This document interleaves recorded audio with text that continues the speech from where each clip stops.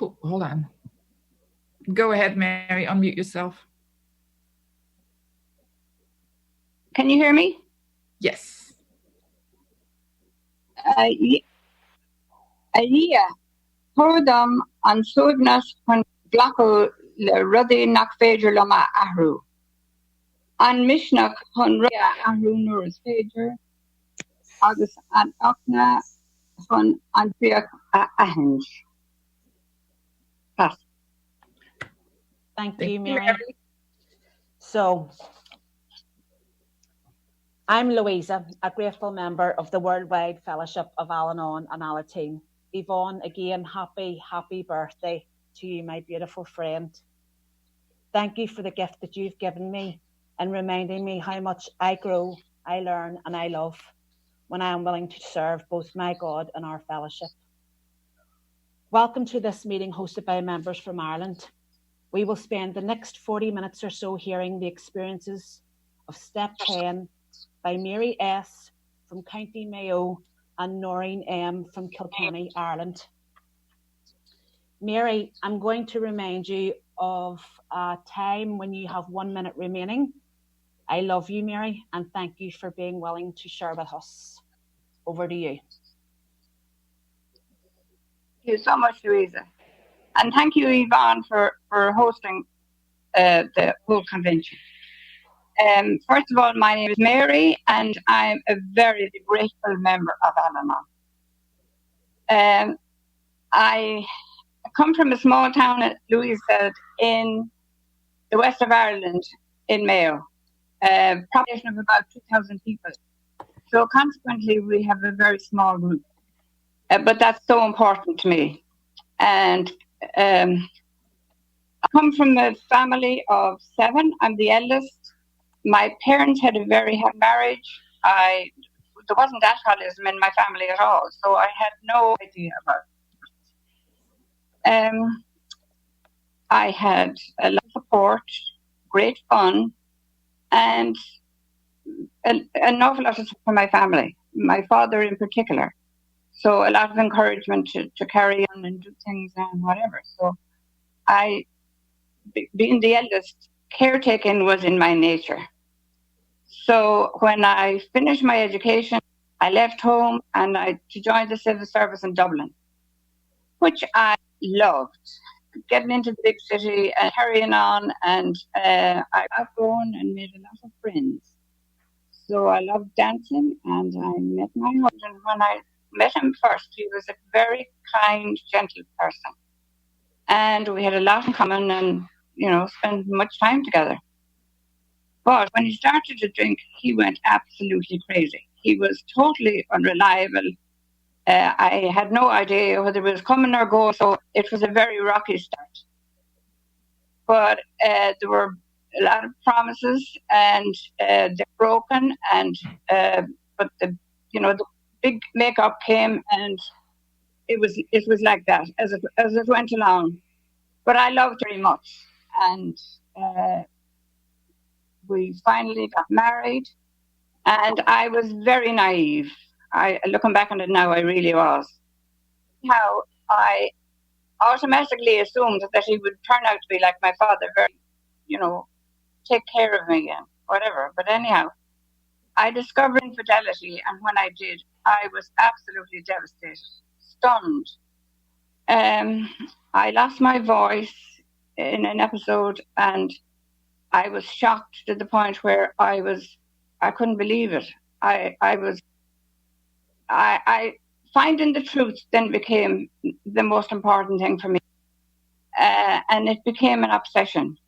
And even more so because of the infidelity. I found myself doing things that I would be ashamed of and that I really, really cringe, when I think about them. Not so much now, but at that particular time. Covered up, I told lies. I totally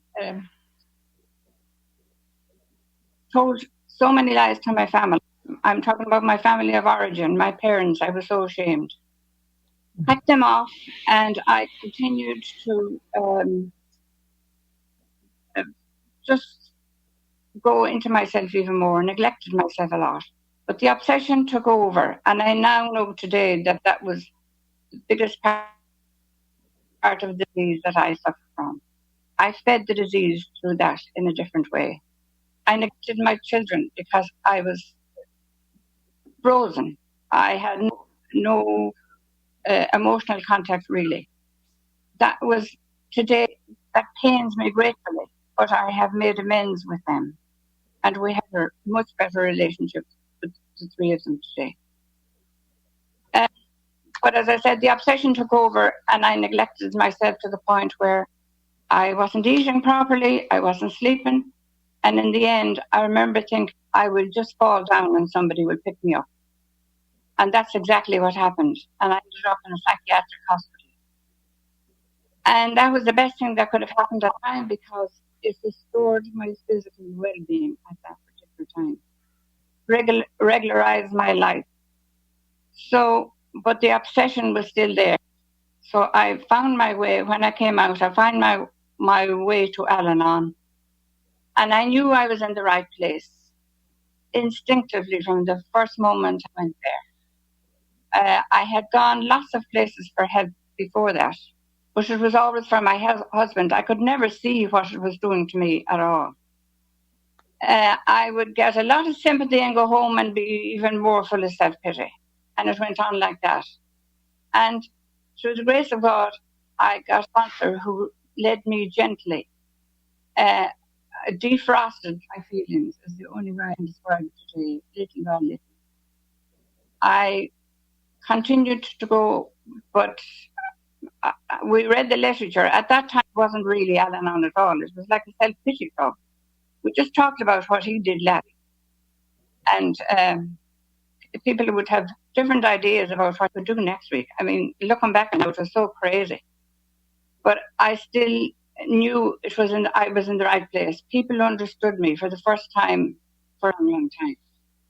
And I was fortunate enough to be able to go to conventions. And when I heard other people and their level of recovery, I knew there was so much more there. And then I got a sponsor who took me through the steps. When we started off,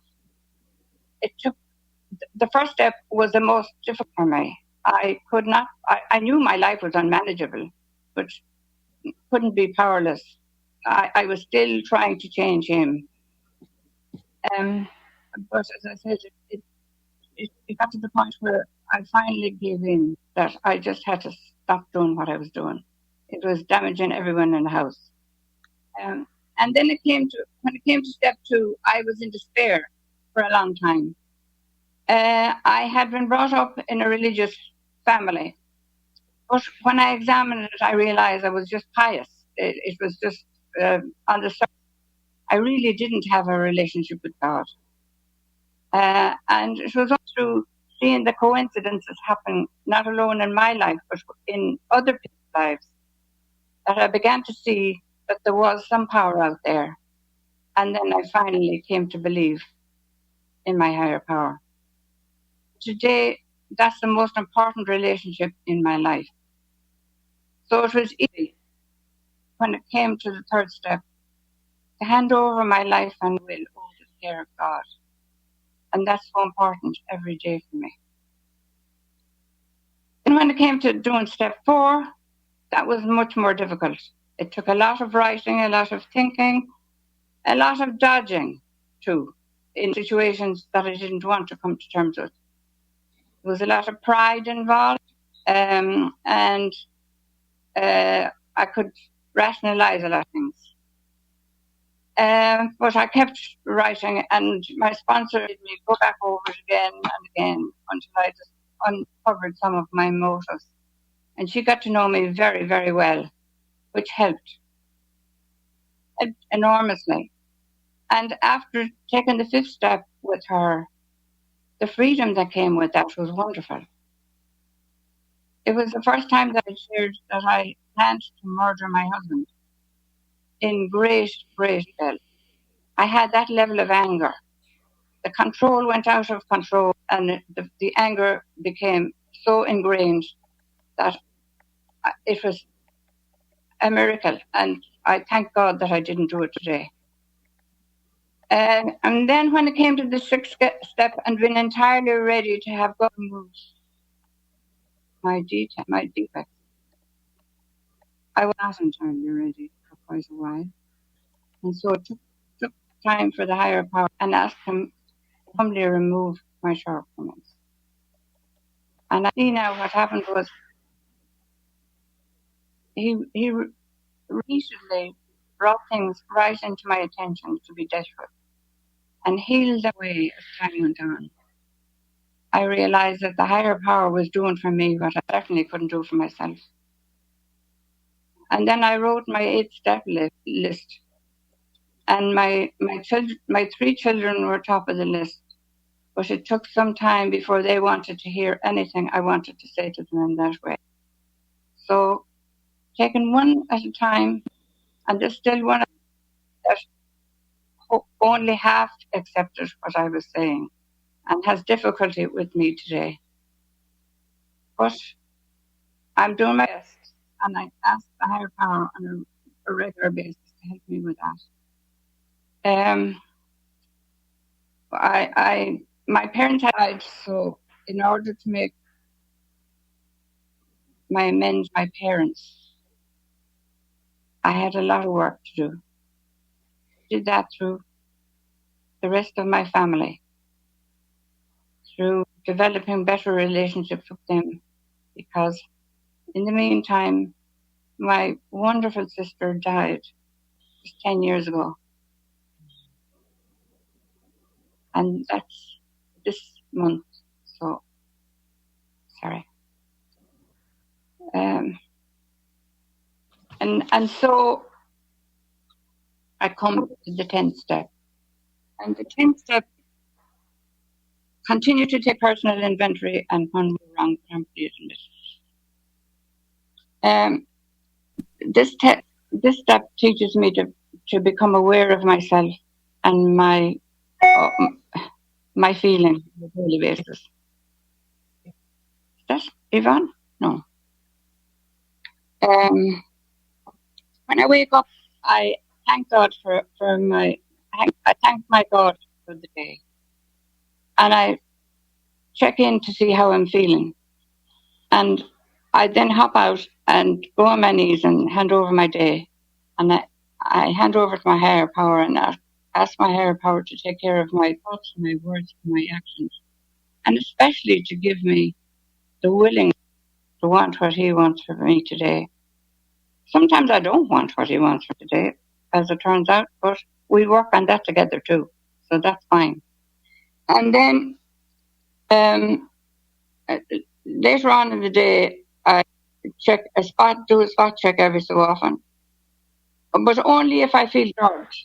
I know that that's kind of a stirring inside me that I recognize.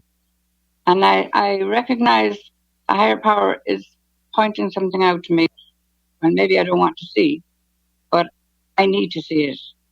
And if I ignore it, it will continue to come up until I do something about it. And sometimes that might be to make an amends, or sometimes it might be to do a kindness for someone, or ring somebody that I had forgotten to call, that needed a call, or just maybe some help of some kind. And then I have to see if I have been resentful or if I have been unkind or say things that I didn't really mean to say, reacting to some situation. And some other times when I hear a physical self-righteous tone in my voice, I know that's like a red light going on in my head. I know that there's something happening that I need to look at. And I sometimes need to ring my sponsor, or very often need to ring my sponsor because I don't want to know. And she'll say, well, did you write very much about it? And I might say, I don't know, or whatever. And she knows me well at this stage, so I go up and show up, and then finally I have to make my amends in whatever way I at that point. I know in the last week. My daughter was here and I was reacting to her. And I was, there was a rant going on in my head. And when she left, and then I needed to go to the hardware store for something. And I wasn't really very nice to the gentleman that I dealt with. And when I went home, I said, that was not a nice way to behave, so you need to go back down there and say you're sorry. And when I did, he told me he had no idea what I was talking about. But that didn't make any difference. You've 1 minute, Mary, okay? Yes. Thank you. Okay. Thank you very much. Calling my sponsor helps a lot for me in really delving into my 10th step on a daily basis. And when I go home, when I go to bed at night, I check in again and go over the day and have gratitude, have a chat with my higher power and say thank you for all of the different things that he has sent me on the day, including Louisa a few weeks ago. So I'm so grateful for life that I have today. I live on my own. Zoom has been such a wonderful, wonderful blessing. I can go to meetings all around the world, and I can see my grandchildren. I have 6 beautiful, gorgeous grandchildren that I am so grateful for. And I love them so dearly. They are such a huge, huge blessing in my life. And I'd like to say this time, 2 weeks ago, I think, I should have been in Detroit at the World Day Convention, which I have been attending for a while. So my experience tells me that what you do is save up enough money over the 5 years to go back to the next one. So it doesn't cost as much at all, girls, if you think it might. So I would certainly encourage you to go to Albuquerque. I also want to say, I just want to say thank you to the Irish people all around the world, and let them know that there are plenty of meetings in Ireland for when you come here, and I send you my love. Thank you, Louise. Thank you so much, Mary. Love you loads. Amazing. Thank you. How are you feeling? You feeling all right? Yeah. Thank you, Mary. So, just to see where we're at. Okay. I'd like to now introduce What time do you need me to come back for? Do you need me to do the syringe again? At 5:15, please, Mary. Okay. Thank you so much. I'll see the time. So I'd now like to introduce you to Noreen from County Kilkenny.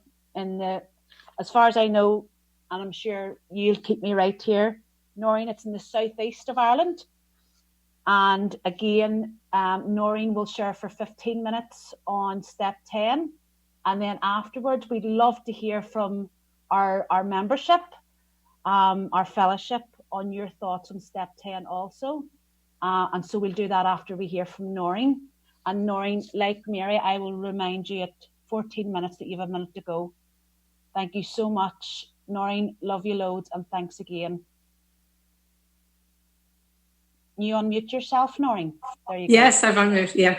Good afternoon, fellow sisters and brothers in Al-Anon. I really feel privileged to be asked to share on step 10 today.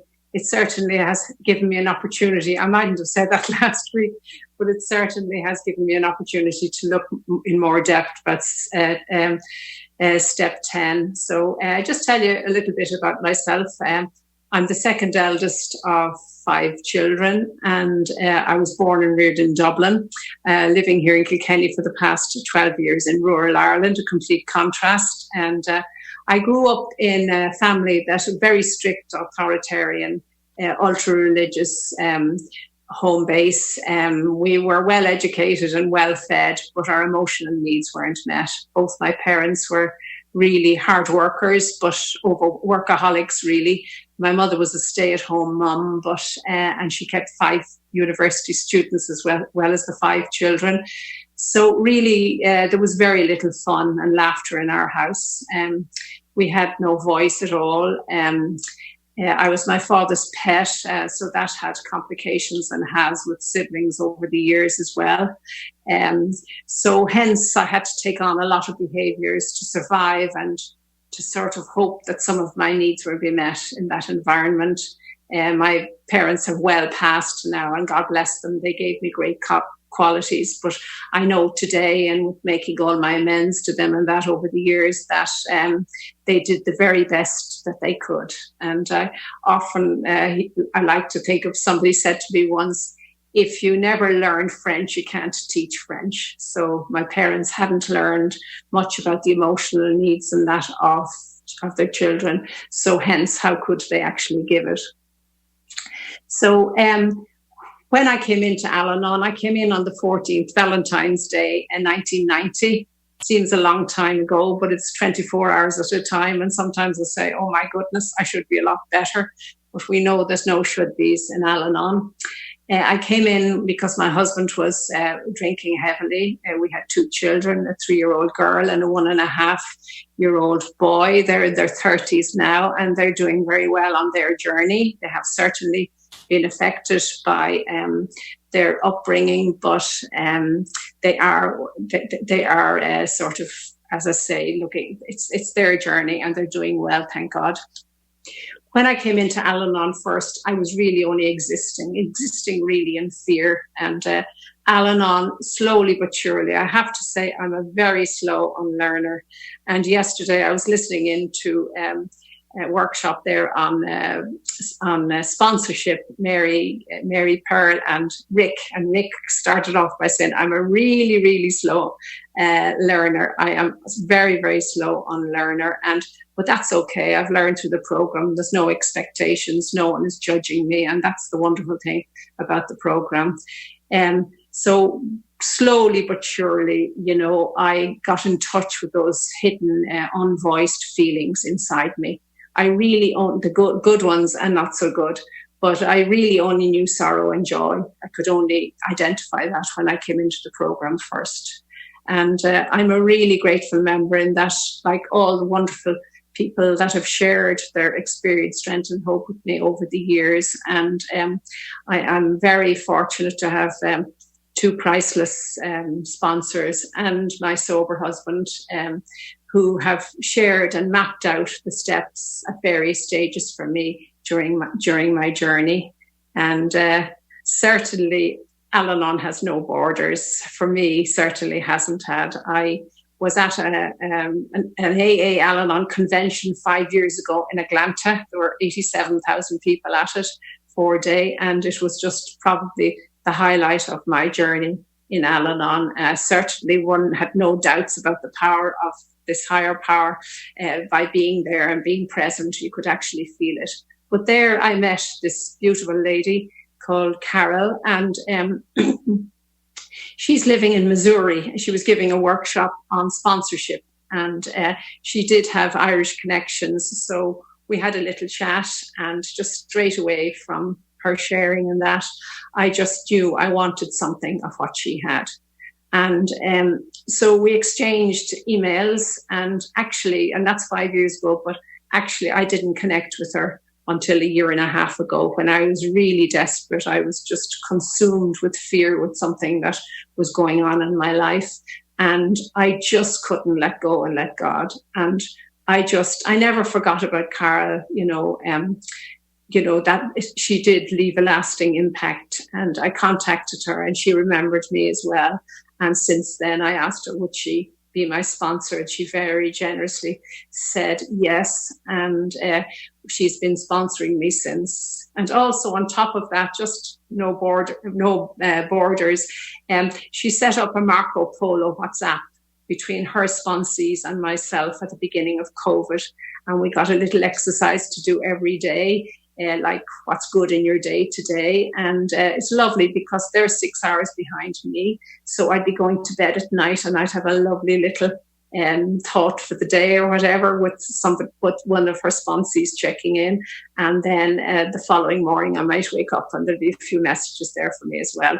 So that was absolutely, I just couldn't, that's beyond my belief really. I also have a sponsee in Minneapolis, and also I had the privilege of having sort of holidays in Florida for about 5 years in a row, and the highlight of our holidays was my husband and I was going to meetings. It was like a retreat. We'd go for a month.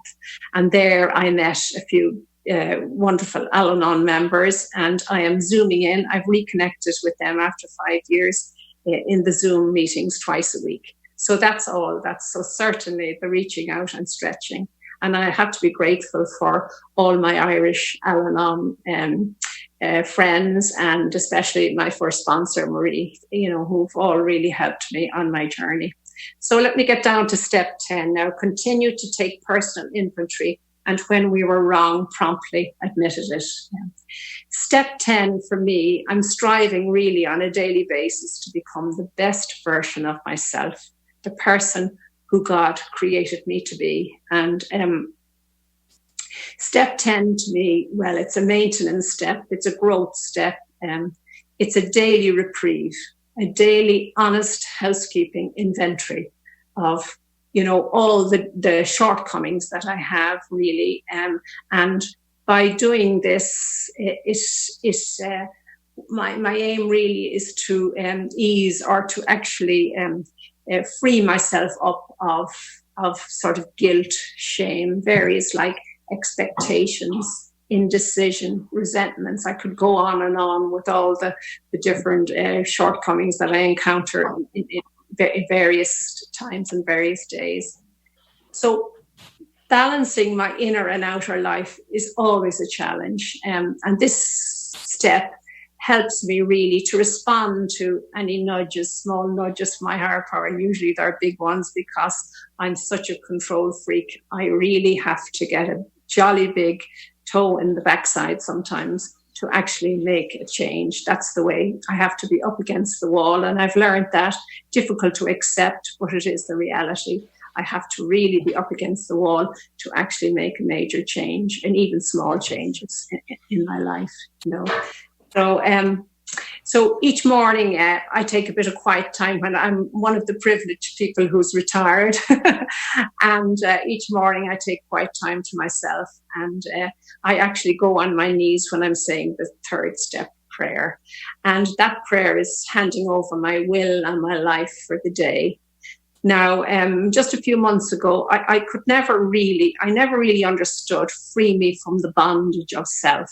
I was we were tied down in cots and beds when we were growing up, in case we'd fall out of the bed. But anyway, probably convenient as well. But, so I always felt really tied, and I didn't really ever look into that word.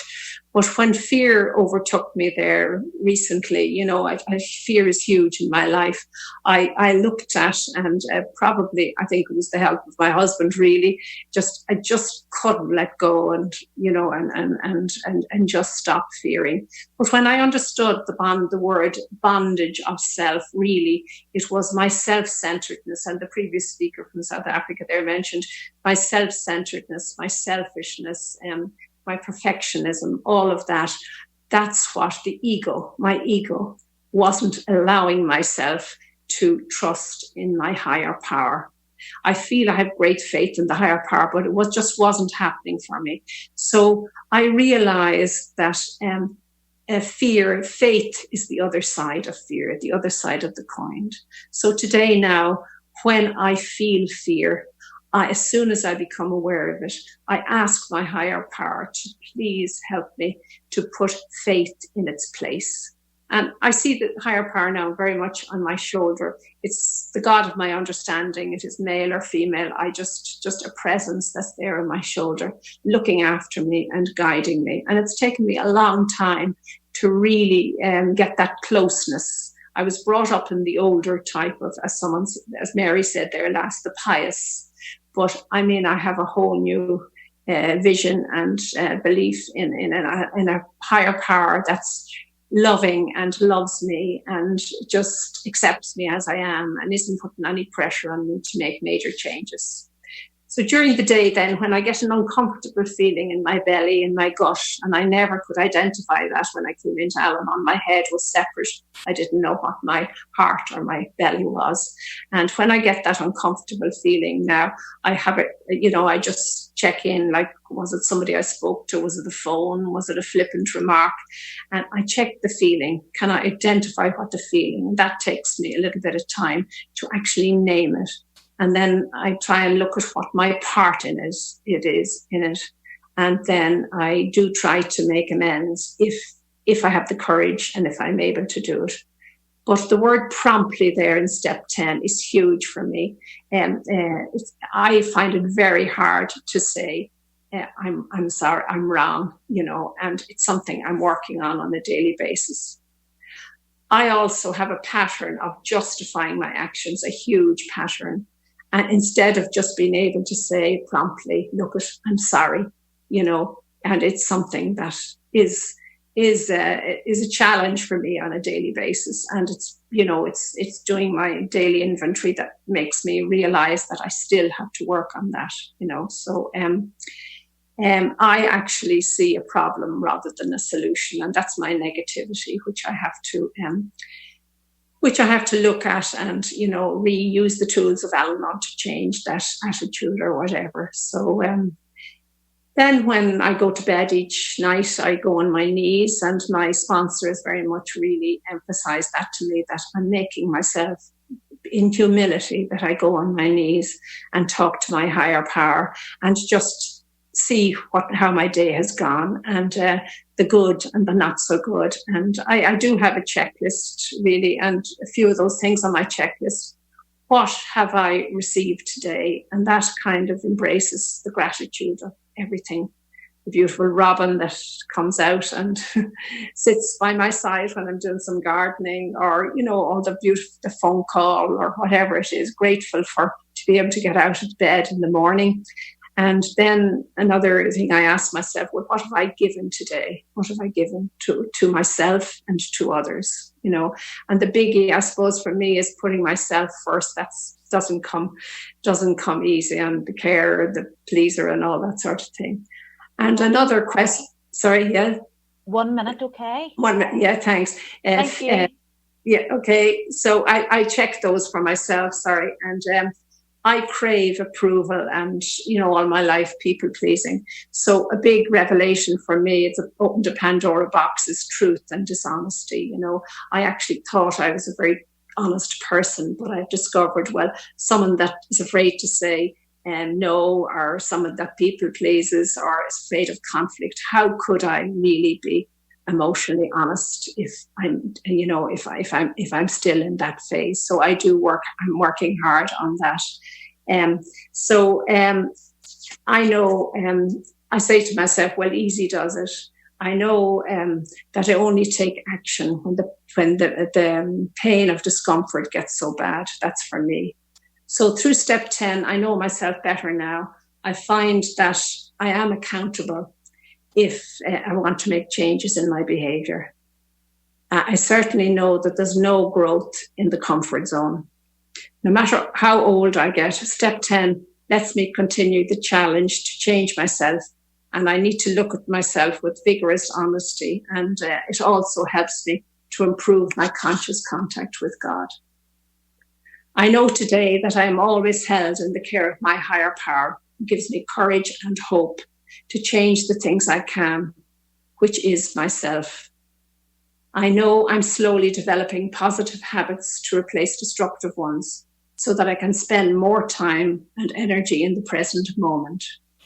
So I'm continuously striving to be happy, joyous, free, and serene, and truly alive. So, so that's really my sharing on step 10. And I really thank you so much for being there, and for the world, the Al-Anon Without Borders, and to all of you, Yvonne and Louisa, and everybody that has helped this to come together. Thank you so much.